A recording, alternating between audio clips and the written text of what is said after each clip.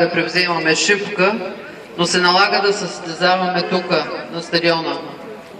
Тоест, идеи, каквито имаме, намерения, каквито имаме, да ги изразяваме тук и да се помагаме взаимно. Наистина ви благодаря от името и на кмета на общината, инженер Георги Манолов, за това, че благодарение на всички вас и на всички останали участници в турнира, това става един своеобразен празник и може би най-големия празник, с който отразяваме 3 март. Пожелавам ви да сте здрави, до година по същото време да направим пак един такъв чудесен турнир. И за тези, които традиционно са в първите места, като отбора на Алибаба, на Силтекс, да продължават, защото благодарение точно на тях този турнир е традиция. Пожелавам ви, пак казвам, много здраве, нека да организираме още такива турнири и всичко най-хубаво.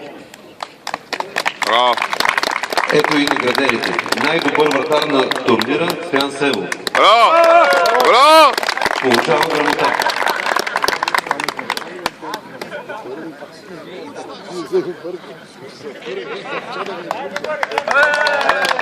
Голмайстор на турнира Христо Стефанов от отбора на Силтекс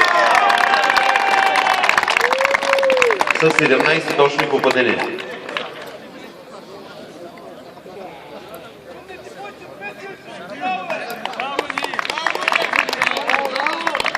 На 4-то място се класира отбора на Валтас, получава грамота и парична награда. Браво! Браво!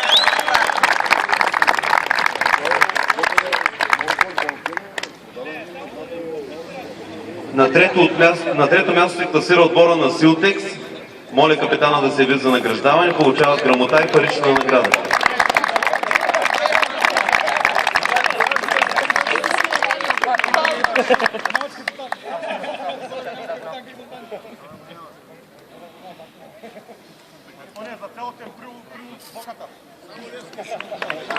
На второ място се класира отбора на Плейро, които получават също грамота и парична награда.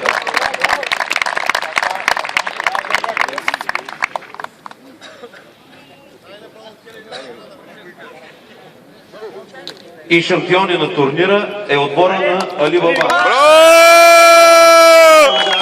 И купата за 3 марта.